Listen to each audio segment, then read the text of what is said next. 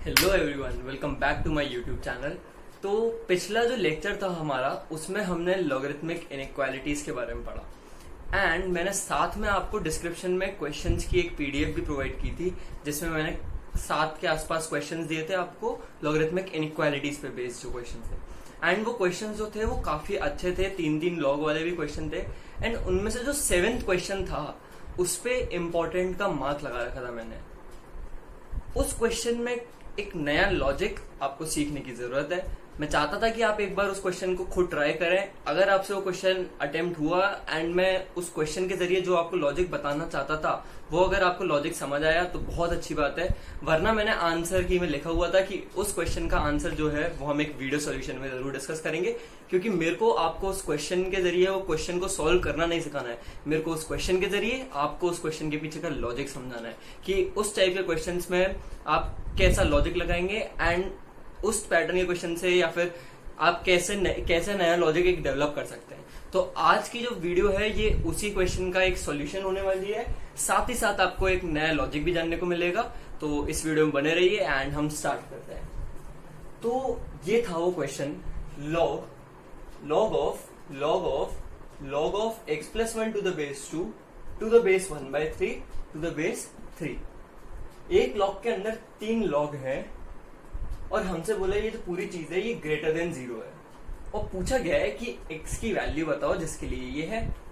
तो हमने पिछली क्लास में बहुत सारे इस पैटर्न के क्वेश्चन, 2 क्वेश्चन हमने सॉल्व किए थे इस टाइप के, जिसमें लॉगरिथमिक इनइक्वालिटी जब हम समझ रहे थे हमने समझा था कि हमें बस एक चीज पे ध्यान देना है, वो ये कि हमें सारी जितनी भी कंडीशंस बन रही है, जितनी भी सारी कंडीशंस बन रही है उन सारी कंडीशंस को हमको सॉल्व कर देना है, उन सबके इंडिविजुअल एक्स के इंटरवल निकाल देने हैं, और फिर जो भी एक्स का इंटरवल सारी वैल्यूज के लिए कॉमन हो, जिसके लिए सब लोग तैयार हो, वो एक्स का इंटरवल हमारा आंसर बन जाता है। इस क्वेश्चन को अटेम्प्ट करने से पहले आपको एक लॉजिक समझने की जरूरत है, एंड वो लॉजिक है a की पावर x का ग्राफ। किसका ग्राफ? a की पावर x का। a की पावर x का जो ग्राफ होता है वो 2 तरीके का होता है।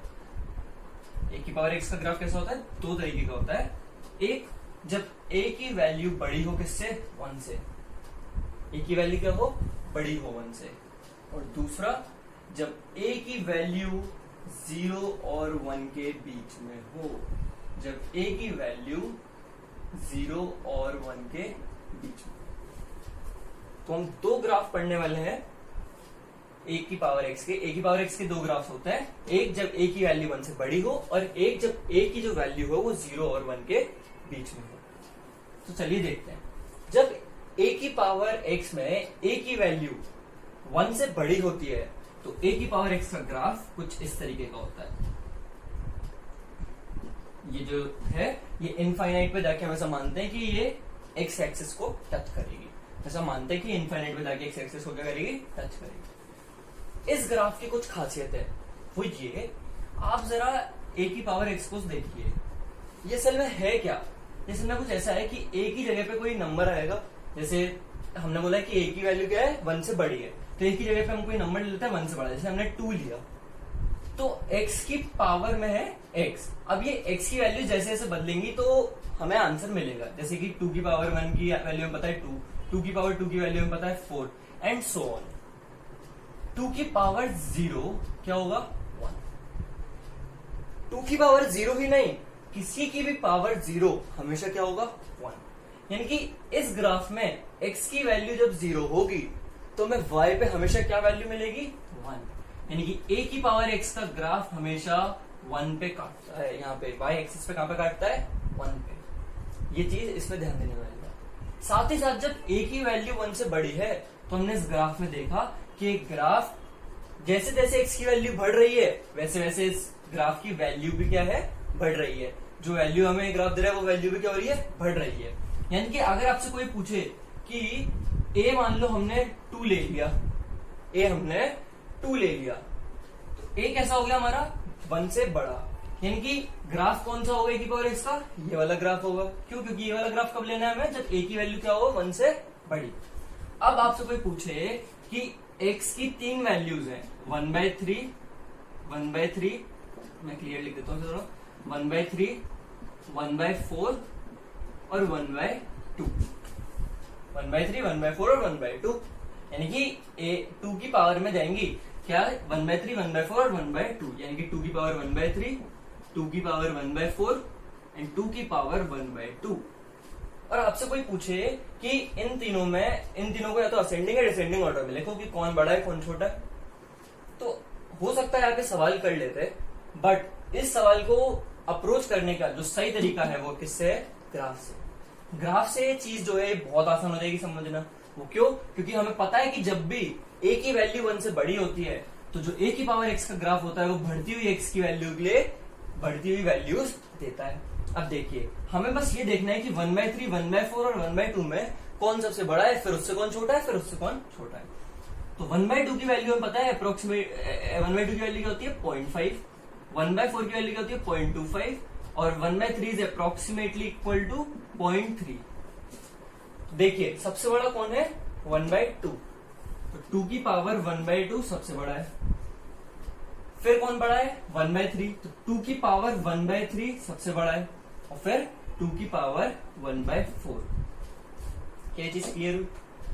अगर ये चीज क्लियर नहीं हुई तो मैं इसको और आराम से आपको समझाता हूँ। देखिए मैंने आपसे कहा कि a की पावर x का जो ग्राफ होता है, जब a की वैल्यू 1 से बड़ी हो तो कौन सा ग्राफ होता है, ये वाला ग्राफ होता है। इस ग्राफ से हमने एक कंक्लूजन निकाला। वो कंक्लूजन ये कि अगर a की वैल्यू हम 1 से बड़ी चुन ले तो ग्राफ कौन सा होगा, ये वाला, और उस वैल्यू पे हम x की वैल्यू बढ़ाते चले जाएं, उसकी पावर में जो x की वैल्यू है वो बढ़ाते चले जाएं, तो हमें जो आउटपुट मिलेगा वो भी कैसा मिलेगा, बढ़ता हुआ मिलेगा। क्लियर हुई चीज? तो मैंने आपसे कहा कि a की वैल्यू 2 है, ठीक है, बिल्कुल सही बात है। मैंने कहा x की वैल्यूज ये है, ठीक है, बिल्कुल सही बात है। हमने कहा अगर हम ये पता लगा लें कि इन तीनों x की वैल्यूज में क्या रिलेशन है, तो हमें पता चल जाएगा जब 2 की पावर में ये वैल्यूज जाती है तो क्या रिलेशन बनता है। तो हमने कहा ठीक है देख लेते हैं इन तीनों में क्या रिलेशन है। तो जब हमने देखा तो हमें पता चला कि 1/2 सबसे बड़ा है, फिर 1/3 है और फिर 1/4 है। ये किसकी वैल्यूज थी, x की वैल्यूज थी। और हमें पता है जैसे जैसे x की वैल्यूज बढ़ती हैं वैसे वैसे a की पावर x की वैल्यू भी क्या होती है, बढ़ती है। यानी कि जब ये जब वैल्यूज जो है ये पावर में चली जाएंगी तो जो रिलेशन है इनइक्वालिटी का वो क्या रहेगा, सेम रहेगा। यानी कि 2 की पावर 1/2 सबसे बड़ा रहेगा, फिर 2 की पावर 1/3 रहेगा और फिर 2 की पावर 1/4। क्लियर हुई चीज? तो कभी भी आपसे कुछ इस पैटर्न का कोई लॉजिक पूछा जाता है, किसी क्वेश्चन में लग रहा है कि आपको कोई a की पावर x पैटर्न का कुछ दिख रहा है, आपको a की जगह आपको दिख रहा है कि जो वैल्यू है वो 1 से बड़ी है, और आपको बोला है कि 3-4 पावर में इसे कंपेयर करो, तो आपको कुछ नहीं करना है, आपको सिर्फ पावर्स के बीच में रिलेशन निकाल देना है। आपको ये देखना है कौन सी पावर जो है वो सबसे बड़ी है। जो पावर सबसे बड़ी होगी उसके लिए जो वैल्यू होगी a की पावर x की वो सबसे ज्यादा होगी। कब? जब a की वैल्यू 1 से बड़ी हो। क्यों? क्योंकि a की पावर x बढ़ती हुई x की वैल्यू उसके लिए क्या देता है, बढ़ता हुआ आंसर देता है। लेकिन यहीं पर अगर a की जो वैल्यू है वो 0 और 1 के बीच में हो, अगर a की जो वैल्यू है वो किस बीच में हो, 0 और 1 के बीच में हो, तो ये ग्राफ कैसा बनता है। तो मैं थोड़ी सी स्पेस क्रिएट कर लेता हूं। जब a की वैल्यू 0 और 1 के बीच में है तब ये ग्राफ कुछ ऐसा बनता है। उसी की तरह ये भी यहाँ पे हम ऐसा मान रहे हैं कि इनफाइनाइट पे जाके इसको टच करेगा, और ये वाला पॉइंट क्या होगा, 1। क्यों? क्योंकि हमें पता है anything raise to the power 0 क्या होता है, 1 होता है। तो फर्क नहीं पड़ता a की वैल्यू कुछ भी हो, a की पावर x के किसी भी ग्राफ के लिए ये जो वैल्यू है यहाँ पर जो हमें मिलेगी x इक्वल टू 0 पे, वो क्या होने वाली है, 1 होने वाली है। जब a की वैल्यू 0 और 1 के बीच में हो तो हमें a की पावर x का कौन सा ग्राफ मिलता है, ये वाला ग्राफ मिलता है। सपोज करिए आपको कोई बोलता है 32/33 की पावर 1/2, 32/33 की पावर 1/3 एंड 32/33 की पावर 1/4। इन तीनों में रिलेशन निकालिए। किसने आपको क्या बोला, इन तीनों में रिलेशन निकालिए। अगर हम ध्यान से देखें तो यहाँ पे a जो है वो क्या 1 से बड़ा है या 1 से छोटा है, तो वो जो a है वो 1 से छोटा है। क्यों? क्योंकि 32/33 क्या है, 1 से छोटी वैल्यू है। तो जरूर जो a की पावर x का ग्राफ होगा वो कौन सा होगा, ये वाला। बिल्कुल सही बात है। इस ग्राफ को अगर हम ढंग से ऑब्जर्व करें तो हम ये देख रहे हैं कि किसी a की वैल्यू के जो कि 0 और 1 के बीच में है, जैसे जैसे हम पावर की वैल्यू बढ़ाएंगे, जैसे जैसे हम x की वैल्यू बढ़ाएंगे, तो जो वैल्यू है वो क्या हो रही है, डिक्रीज हो रही है।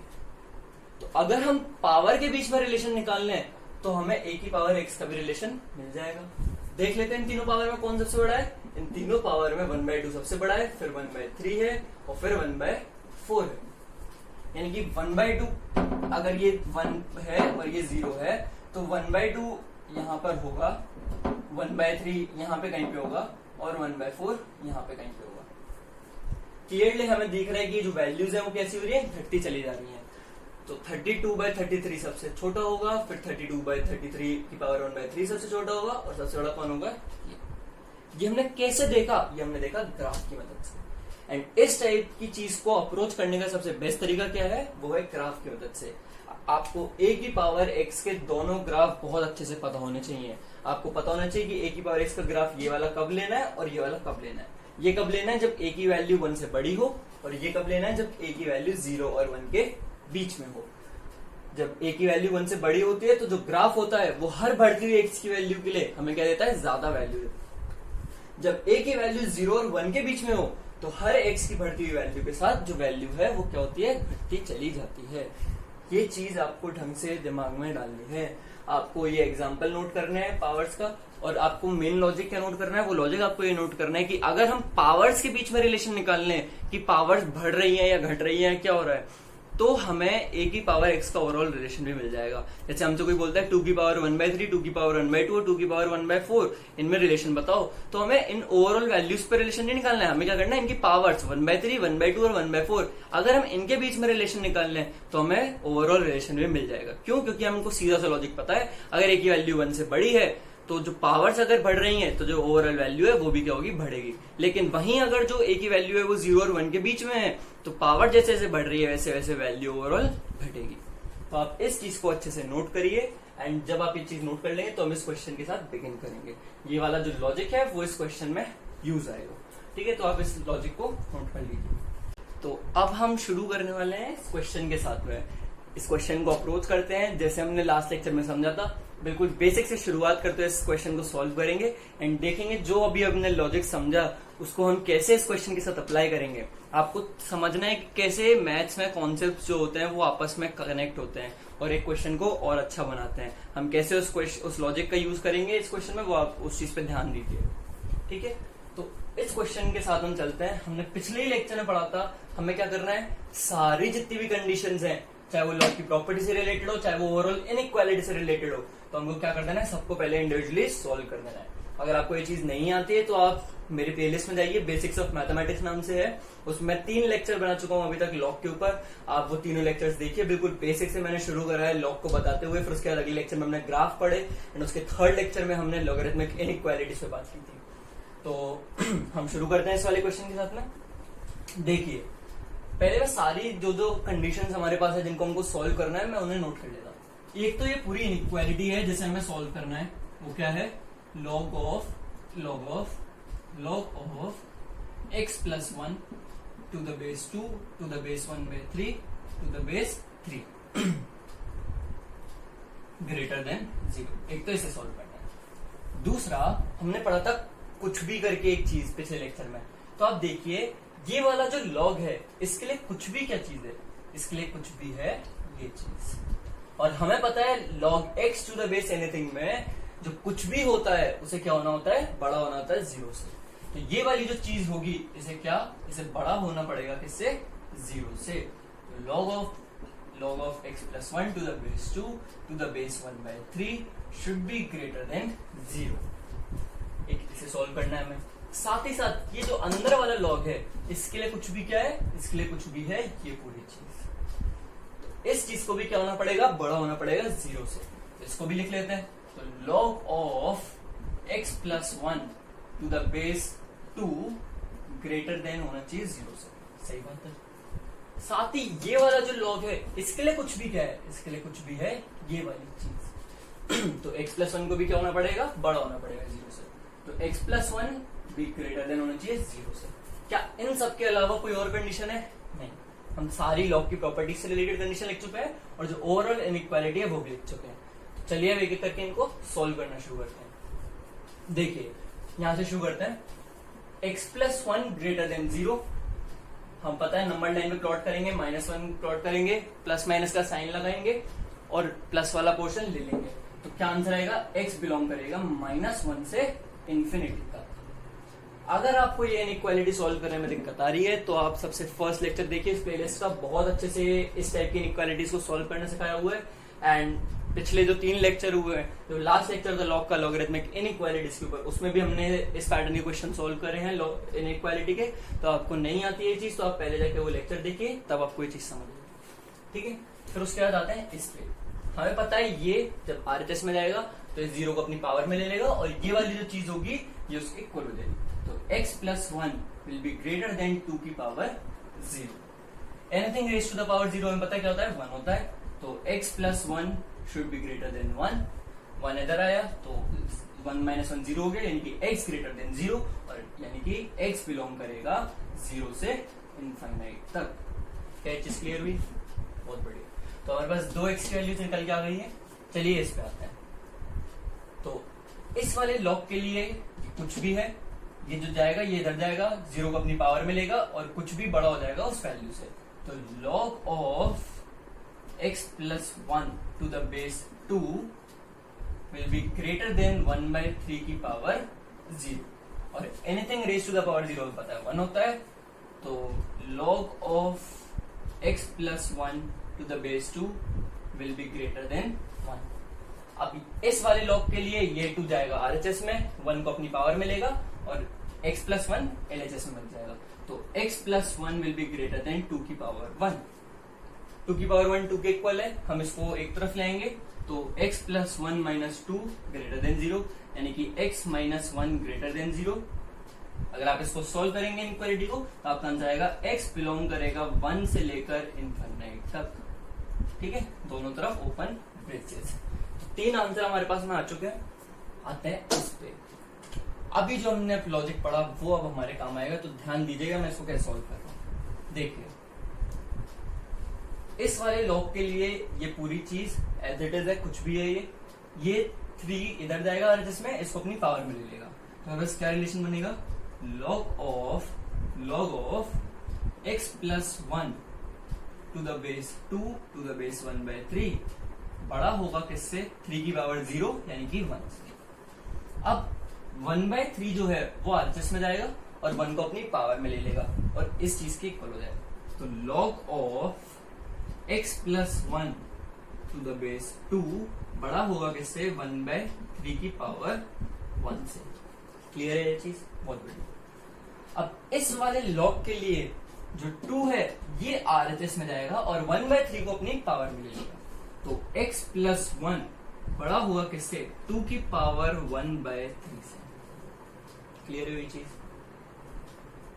अब अगर मैं 2 की पावर 1/3 को इधर ले आऊं तो x+1 - 2 की पावर 1/3 ग्रेटर देन 0। क्या चीज क्लियर है? अब मेरे को जब तक ये नहीं समझ आएगा कि ये जो ओवरऑल वैल्यू है ये पॉजिटिव वैल्यू है, ये नेगेटिव वैल्यू है, जो भी ये वैल्यू है, तो मैं कैसे इसे नंबर लाइन पे प्लॉट करूंगा। तो मेरे को कोई एक अंदाजा होना चाहिए ना कि 2 की पावर 1/3 असल में 1 से बड़ा है या 1 से छोटा है। तो वो अंदाजा अब जो हमें मिलेगा वो मिलेगा ग्राफ की मदद से। हो सकता है आपको ये वाली चीज अभी पहले से ही पता हो कि 2 की पावर 1/3 1 से बड़ा होता है, लेकिन जब यहाँ पर 2 की पावर 1/3 की जगह कोई और अटपटी सी वैल्यू आ जाएगी तब आपकी मदद कौन करेगा, ग्राफ। किसका ग्राफ, a की पावर x का ग्राफ। तो आपके लिए ये जो लॉजिक था उसको a की पावर x का ग्राफ का, वो आपके लिए जानना बहुत जरूरी था। एंड उस लॉजिक को कैसे हम इम्प्लाई करेंगे, अप्लाई करेंगे, इस चीज को भी आपको समझना बहुत जरूरी है, क्योंकि जरूरी नहीं है हर बार यहाँ पे 2 की पावर 1/3। हो सकता है यहाँ पे कोई अटपटी वैल्यू जिसका आप गैस नहीं लगा पा रहे हो कि वो वैल्यू 1 से बड़ी होगी या 1 से छोटी होगी। तो हमें समझना है कि 2 की पावर 1/3 1 से बड़ा है या 1 से छोटा है। तो मैं थोड़ी सी स्पेस क्रिएट कर लेता हूँ। उससे पहले मैं ये जो दोनों आंसर आए इन सबको एक साथ लिख लेता हूँ। एक आ गया x बिलोंग टू -1 से इनफाइनाइट, एक आ चुका है x बिलोंग फ्रॉम 0 से इनफाइनाइट, और एक आ चुका है एक x बिलोंग फ्रॉम 1 से इनफाइनाइट। ठीक है, तो अभी आप इतना नोट कीजिए, मैं स्पेस बनाता हूँ, फिर हम समझेंगे कि 2 की पावर 1/3 जो है वो 1 से बड़ी वैल्यू है या 1 से छोटी वैल्यू है, और उसे हम कैसे निकालेंगे a की पावर x की ग्राफ से, वो बहुत ही इंटरेस्टिंग होने वाला है। तो देखिए, अब हमें समझना है कि हम a की पावर x के ग्राफ की मदद से कैसे हम समझेंगे कि 2 की पावर 1/3 जो है वो 1 से बड़ा है या 1 से छोटा है। तो a की जगह पे इस वक्त हमारे पास क्या है, 2 है, और 2 हमें पता है क्या है, 1 से बड़ा है। तो a की पावर x का जो ग्राफ होगा वो कौन सा होगा, ये वाला होगा। सही बात है। और a की जगह पे इस ग्राफ में क्या होगा, 2, यानी कि ये जो ग्राफ मैंने बनाया है ये किसका ग्राफ है, 2 की पावर x का ग्राफ। अब आप देखिए, हम सबको पता है जब x की वैल्यू क्या होगी, 0, जब x की वैल्यू क्या होगी, 0, तो 2 की पावर x का ग्राफ क्या वैल्यू देगा, 1 वैल्यू दे रहा है, बिल्कुल सही बात है। साथ ही साथ जब x की वैल्यू 1 होगी, anything raise to the power 1 क्या होता है, वही चीज होती है। तो 2 की पावर 1 क्या वैल्यू देगा, 2 वैल्यू देगा। सही बात है। यानी कि अगर मैं ध्यान से देखूं तो जब x की वैल्यू 0 और 1 के बीच में है, जब x की वैल्यू 0 और 1 के बीच में है, तो 2 की पावर x जो वैल्यू दे रहा है वो वैल्यू 1 और 2 के बीच में। क्या ये चीज आपको क्लियर हुई? मैं आपको फिर से समझाता हूं। मैंने आपसे क्या कहा कि जब x की वैल्यू 0 है, जब x की वैल्यू 0 है, तो 2 की पावर x की वैल्यू क्या होगी, 1। क्यों? क्योंकि x के पे क्या होगा, 0। जब x की वैल्यू 1 है, तो 2 की पावर x क्या वैल्यू देगा, 2। यानी कि जब x की वैल्यू 0 से 1 के बीच में है, तो जो ग्राफ हमें वैल्यू देगा, जो 2 की पावर x हमें वैल्यू देगा, वो वैल्यू किस बीच में होगी, 1 और 2 के बीच में होगी। अब हमें क्या चाहिए, हमें चाहिए 1/3। 1/3 किस बीच में, 1/3 0 और 1 के बीच की वैल्यू है। मान लिया हमने 1/3 कहीं पे यहाँ पे है, ठीक है। तो 1/3 जो वैल्यू देगा हमें, वो वैल्यू किस बीच में होगी, 1 और 2 के बीच में होगी, 1 और 2 के बीच में होगी। हमें नहीं पता वो वैल्यू क्या है, हमने मान लिया वो वैल्यू कुछ ऐसी है, 1.a समथिंग, ठीक है। वो वैल्यू कुछ ऐसी है, 1 और 2 के बीच में वैल्यू किस तरीके की होगी, इस तरीके की होगी। हमने कहा वो वैल्यू 1.a समथिंग है, यानी कि हम ये कह रहे हैं 2 की पावर 1/3 की जो वैल्यू है वो किसके इक्वल है, 1.a के इक्वल है। अब आते हैं हम यहाँ पे वापस, हमें हमारी यहाँ पे जो इनइक्वालिटी का रिलेशन था वो क्या था, x + 1 माइनस 2 की पावर 1/3 ग्रेटर देन 0। हमें पता है 2 की पावर 1/3 किसके इक्वल है, 1.a के। तो x + 1 minus 1.a greater than 0। 1.a में से 1 जाएगा अगर, तो क्या मिलेगा हमें, 0.a। तो x ये नेगेटिव इसके साथ है, तो x माइनस 0.a बड़ा होगा किससे, 0 से। तो चलिए इसको नंबर लाइन प्लॉट करते हैं। इस चीज को जैसे आप इक्वल टू 0 रखेंगे तो x की वैल्यू क्या निकल के आएगी, 0.8। और पॉइंट है, हमें पता है किस बीच की वैल्यू है, 0 और 1 के बीच की वैल्यू है, ठीक है। तो 0.a, अगर पॉइंट है हमने यहाँ पे कहीं प्लॉट करा 0.a, ठीक है। ये प्लस इनफाइनाइट है, ये माइनस इनफाइनाइट है, हमें क्या चाहिए, ग्रेटर देन 0, यानी कि प्लस वाला पोर्शन। तो हमारा आंसर इस वाली इनइक्वालिटी की क्या निकल के आ जाएगा, x बिलोंग करेगा 0.a से इनफाइनाइट। हमारे पास चारों इनइक्वालिटीज के आंसर सॉल्व होके आ चुके हैं। अब हमारा सिर्फ एक काम रह गया है, क्या ढूंढना, कॉमन ढूंढना। कॉमन ढूंढेंगे हम, जैसे उस चीज पे ध्यान दीजिएगा, क्योंकि पॉइंट ए वैल्यू को हम किस हिसाब से प्लॉट कर रहे हैं वो आपको देखने और सीखने वाली बात है। तो हमारे पास चारों इनइक्वालिटी आ चुकी है, एक है -1 से इनफाइनाइट, एक है 0 से इनफाइनाइट, एक है 1 से इनफाइनाइट, और एक है पॉइंट ए से इनफाइनाइट। तो मैं इसको रब कर देता हूं, और नंबर लाइन पे अब हम चारों जो ये वैल्यूज हैं, इन चारों वैल्यूज को प्लॉट करेंगे, कॉमन रीजन देखेंगे, और जो भी कॉमन रीजन होगा वही हमारा आंसर होगा। वो क्यों हमारा आंसर होगा, मैंने आपको पिछले लेक्चर में समझाया है कि जिस x की वैल्यूज के लिए सारी कंडीशन सेटिस्फाई हो रही हो, वही x की वैल्यू हमारा आंसर का पार्ट हो सकती है। तो चलिए नंबर लाइन पे इन सारी वैल्यूज को प्लॉट करते हैं, ठीक है। तो क्या क्या वैल्यूज है हमारे पास में, एक तो -1 है, एक 0 है, एक 1 है, और एक क्या है, पॉइंट है। अब पॉइंट ए कहाँ आएगा, कोई बता सकता है? तो पॉइंट ए जो है वो असल में 0 और 1 के बीच की वैल्यू है, तो पॉइंट ए यहाँ पे कहीं पे होगा 0.8। क्या चारों वैल्यूज हमने नंबर लाइन में प्लॉट कर दी? बिल्कुल कर दी। अब हमें क्या करना है, अब हमें सिर्फ और सिर्फ इनके इंडिविजुअल रीजन्स को प्लॉट करना है और देखना है कौन सा हिस्सा कॉमन है। तो मैं एक और कलर का मार्कर ले लेता हूं। देखिए, पहले भाई साहब के पास अगर हम जाएं तो वो क्या कह रहे हैं, मेरे को -1 से इनफाइनाइट की वैल्यू चाहिए। ठीक है, इनकी सुन लेते हैं। -1 से इनफाइनाइट की वैल्यू हमने दे।